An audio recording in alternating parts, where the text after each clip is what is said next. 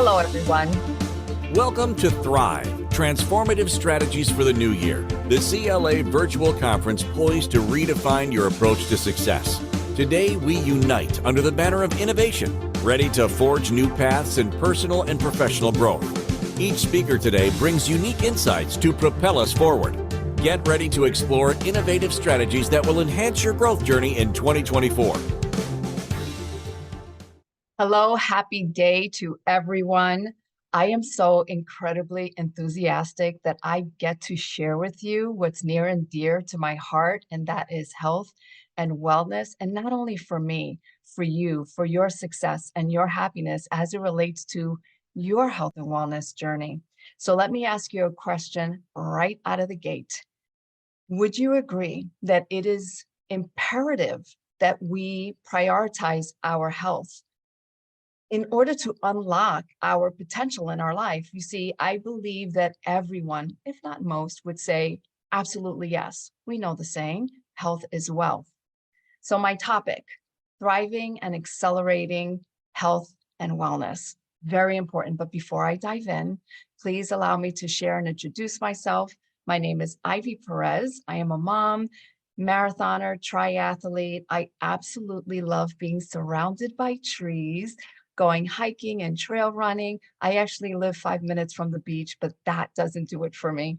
I am also certified in transformational principles by Brave Thinking Institute, which is the premier training center for transformational coaching. I am specifically trained in the Dream Builder program, 10 codified principles that can take anyone from not knowing what their dreams are to uncover and discover what that is. And see, the thing is, we all have a dream inside of us, whether we are endeavoring to find it or we are in the process of achieving it.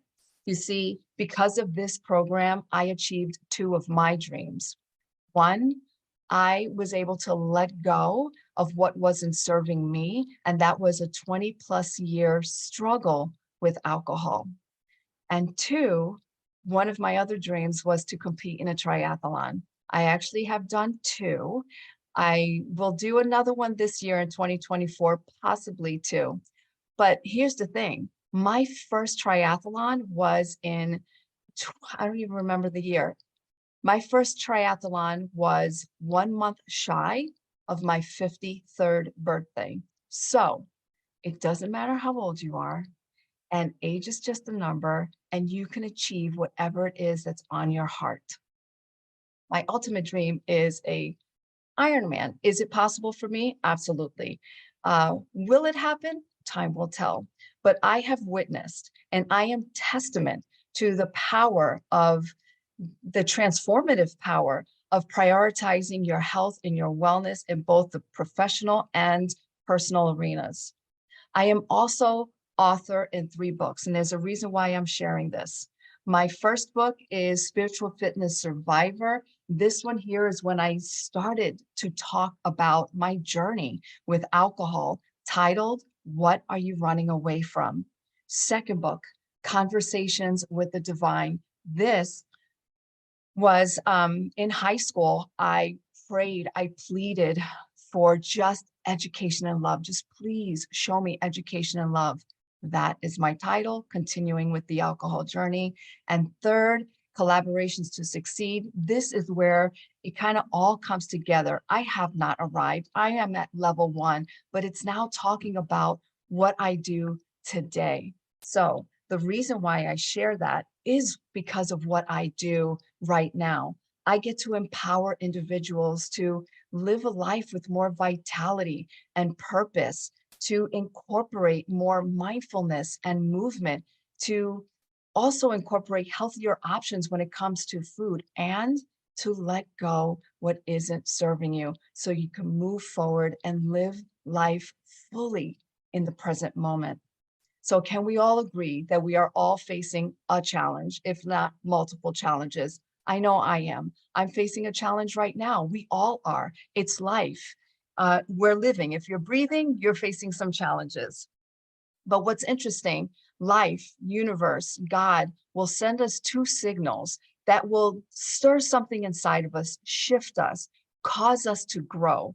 The first is for a pull for something greater than ourselves, a an energy that we just want to accomplish something bigger than we ever have, something we have not yet achieved.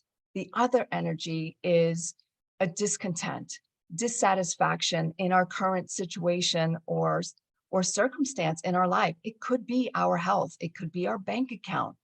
See, the thing is many of us are juggling multiple responsibilities in our lives these days.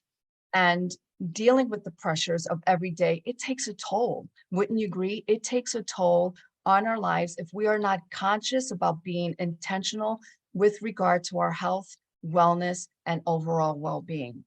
What's interesting in my research, the American Psychological Association in 2023 has done a study, and around 3 in 5 people, so about 61%, has said that the people around them expect them to just get over their stress, get over their overwhelm, basically suck it up, right?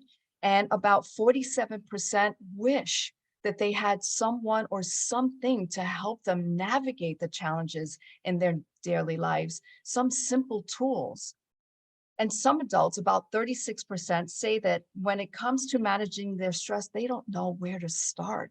And a third, 33%, say that it stresses them out even to think about managing their stress. It sounds silly, but it's sad. The statistics are sobering.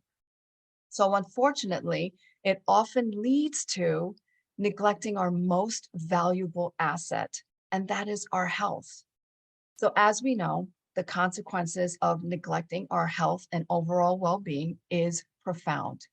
From decreased productivity to decreased creativity, whether you are paid or not for your time and talent, to dis-ease in any area of your life. And we have 10 life domains, as stated in Michael Hyatt's book, Your Best Year Ever, to disease in our physical body, stress, burnout, all these things. The toll on our mental and our physical health is undeniable. Foods also play a major role in all of this. It's a major factor. What we consume affects our gut health. Our gut health is directly related to our brain health. And our brain health basically directs all the responses in our body, right? So remember this, everything affects everything else. In this study as well, it said that 66% of people, full-time American employees, have said that they don't have work-life balance. And I understand the whole thing about work-life balance, but 60% also said that they blame their bosses for their work-life imbalances. And then if you're spending 55 hours or more at work, the risk, the potential for the increase in depression and anxiety just skyrockets. That's just crazy. It's time. It's time to break the cycle and prioritize our health. But it begins with our thinking. It begins right here in our mind. Understanding the profound connection between our minds and our bodies is the first step. Cultivating mindfulness, incorporating relaxation techniques, fostering positive mindset. These are all essential components when it comes to fostering a holistic approach to our well-being. Now, for our entrepreneurs, solopreneurs, mompreneurs, dadpreneurs who are juggling family and work, I understand the unique challenges that you are facing. Balancing the demands of business and your personal life is no small feat. I understand that. So here are 2 tools that can help you when it comes to managing your stress. One is mindful breathing. Another way of saying this is conscious breathing. Now, there are a myriad amounts or varieties or protocols or techniques when it comes to mindful breathing, but here is one. The 4-7-8 technique. What this is you inhale slowly through your nostrils for the count of 4, you hold for the count of 7, And then you exhale slowly and completely. What I find is that instead of doing the ha sound, you exhale as if blowing through a straw. And you repeat this cycle several times or for several rounds. Now, this is also great if you are triggered, whether it's the environment or a person or people. If you can step away and do this, that's great. If you cannot, you can do this anywhere. And the thing is, what this does, this technique, any conscious breathing, mindful breathing technique does, is it activates the body's relaxation response. It calms the nervous system and it brings your attention to the present moment. And like I said, you can do it anywhere. You can do it at work, in the car, on a walk, online, at the grocery store. You get what I mean, right? There's also deep rhythmic breath work. One popular one is the Wim Hof method. Now, this one you don't want to do anywhere. You don't want to be outside or out of doors doing this. You want to be home in a relaxed position. Two reasons. One, you need to focus and concentrate on this.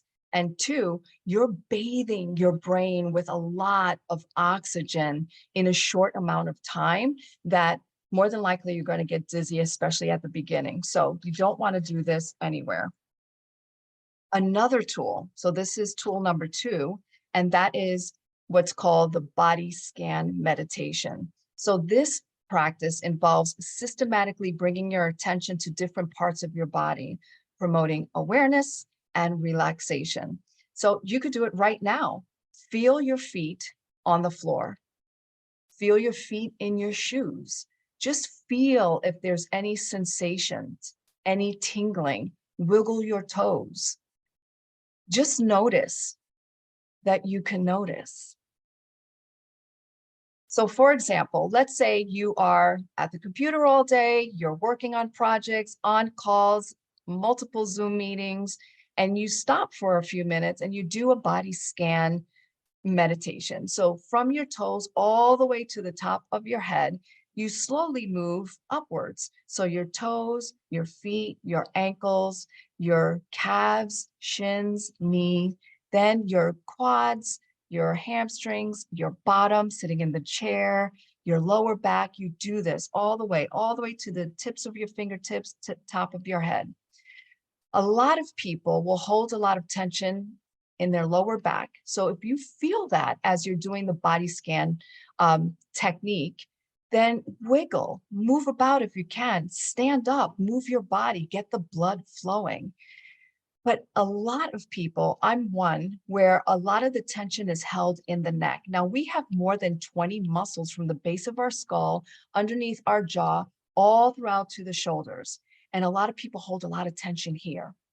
So you can incorporate the 4-7-8 technique here. So here's one thing you can do. So let's say, for example, that is the spot for you. So you inhale for 4 through your nostrils. You're going to close your eyes and visualize all the muscles being really, really tight, the tension in your muscles. And then as you exhale slowly for the count of 8, as your eyes are closed, visualize all the muscles starting to relax, all the tension disintegrating. And maybe as you're blowing out, all the tension is just floating away. And again, doing this for a few cycles can really help, again, bring your focus to the present moment, help you relax. It activates the relaxation response in your body. So just notice that you can notice. This is the power of awareness.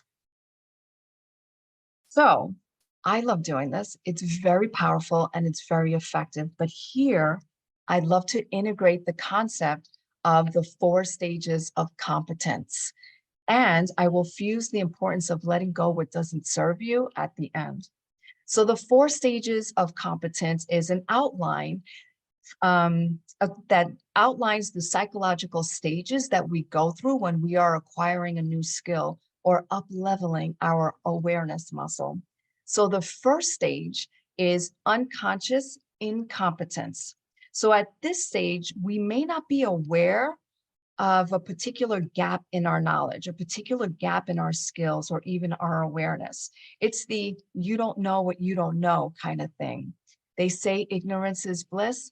It may be bliss, but recognizing this gap is the first step towards growth. Many of us start here in this state of unconscious incompetence when it comes to our health and well-being. People typically don't recognize the impact of neglecting their health. Too much alcohol, smoking, fatty foods, fast foods, foods that have a lot of sugar, whether it's food, snacks, drinks, energy drinks. Coffee flavored drinks are typically loaded with a lot of sugar. Never mind all the chemicals and preservatives that are in a lot of boxed foods and drinks. So that's the negative side. The positive side of not recognizing the impact is the potential for growth and fulfillment. It's the going for a walk, stretching and moving at home. It's incorporating a healthier diet, switching out the juices and sodas for more water, things like that. So then we move into the second stage, and that is conscious incompetence. This is where our awareness starts to grow, but it's also the realization of what we don't know and what we can't do. So this stage could be a little challenging, can be a little frustrating, but the thing is, it's the crucial step towards improvement.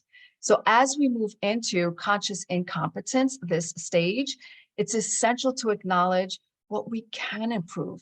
Yes, we can look at what we don't know, what we can't do, but what can we do right now? This is the stage where we really become aware of the toll that our negligence is having on our health. So when we become aware of our healthy eating, let's say, for example, we are starting to incorporate or swapping things out. So for example, this is a simple one, something that I like to do. So I'm not saying you can't have the cookies and the cakes and things like that. I'm not saying that. It's being more mindful of the choices when you're just in this stage of understanding the impact. So one thing, if you have a sweet tooth, what I like to do is I take an apple, I cut it up, I put peanut butter on top, sprinkle some cinnamon. There's my sweet treat. Or I can do what I call my banana sushi. So I take a banana, I cut it, I put peanut butter, I sprinkle cinnamon and some chia seeds on top. So I satisfy my sweet tooth right there as well. Now, when it comes to exercising, really just start with a walk. So here we're being more mindful, more conscious of what we can do. And we can go for a 10-minute walk, 15-minute walk. Just start there, start small. So now we move into stage 3, and that is conscious competence. So here, with focused effort and practice, we start to gain proficiency in a skill and in building our awareness muscle.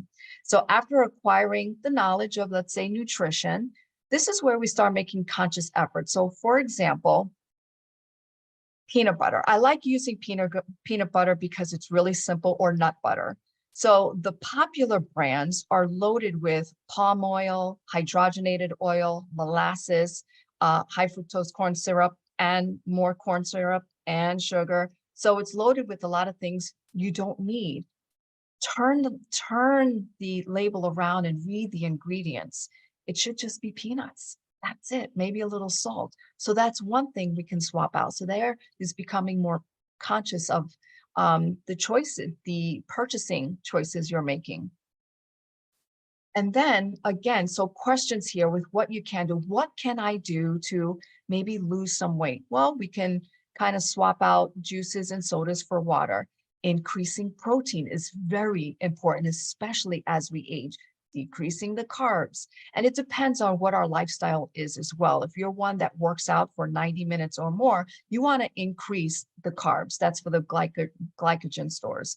What can we do to move at home? Like I said, get up, stretch, move, squats, planks, turn on YouTube. There's a plethora of free resources on YouTube. What are things we can do to feel less stressed, to feel better? There's the 4-7-8 technique, or whatever breathing technique that works best for you. So it's all about choosing the activities and things that bring you joy, that make you feel good. And then we move into stage 4, unconscious competence. So it's said that at this stage, mastery has been achieved because the skill has become second nature. So, with consistent practice and integration when it comes to healthy eating and exercise, things like not thinking about the peanut butter, you just go to the store, you know what to purchase, not thinking about what to eat or what to grab, you just know which is the better choice for you. It's already part of your lifestyle. With exercise, it could be something like just you get up, you get dressed, and you get out. So I'm a morning person, so I like to do that. Or get up and get on the floor and do some stretches. But the thing is the consistency of it. But it becomes part of your lifestyle. You don't have to think about incorporating it into your routine. You don't have to think about when am I going to fit this in. It's just second nature, it's automatic. So that's the unconscious competence stage, stage 4. So thriving should be second nature so that we can navigate life's challenges with more ease in our day, knowing that our health is solid, right? But to progress through these stages effectively, in my humble opinion, you need to let go of what doesn't serve you. Now, it can be unhealthy eating, emotional eating. It can be gambling, anger, shame, guilt, toxic work environment, toxic relationship, alcohol, drugs. See, the thing is you know exactly what that is for you, even expectations of people, letting that go, because the more you expect of people and put them on a pedestal, you just invite more frustration and more disappointment in your life. So let me ask you a question here. This was a question that was a bombshell for me years ago. If there was one thing in your life that if you were to remove, that would change everything for you, that would be a game changer for you, what would that be? And only you know what that thing is for you. Like I said, I knew it was alcohol. So at the end of the day, it boils down to leading yourself first, which involves acknowledging where you are in the stages of competence, consciously deciding what does serve your well-being, letting go of what is holding you back, what doesn't serve the higher version of you, fueling your body with the right nutrition, engaging in regular exercise, doing what relaxes you and your nervous system to bring you more peace. These are all foundational pillars for your health. So know that it's never too late to regain your health, whether you've put it on the back burner or you are at level 0, it's never too late. So in conclusion, as I've mentioned at the beginning, I am 5 years, 8 months sober from alcohol at this juncture. So I know what it feels like to be powerless against something. And now I get to help you understand the mindset as it relates to health and wellness and your overall well-being. So understand that thriving and accelerating is possible. Transformation is possible. You just need simple tools to help you get there, and I can help you with that. So remember this equation: movement plus mindfulness equals medicine. So I thank you. And if you'd like to connect with me, Facebook Messenger is the best way, or my email address, which is dreambuildwithivy@gmail. Ivy Perez, health and wellness educator, trainer, advocate, and your personal dream builder coach. Namaste. Thank you for engaging with this session of Thrive. As we continue with our next speaker, remember the insights and strategies shared are steps towards your transformative journey this year. Stay connected for more empowering talks. The Connected Leaders Academy is committed to your ongoing journey of growth and excellence. Remember, this journey is just beginning. Let's keep the momentum going. Join our community at www.connectedleadersacademy.com.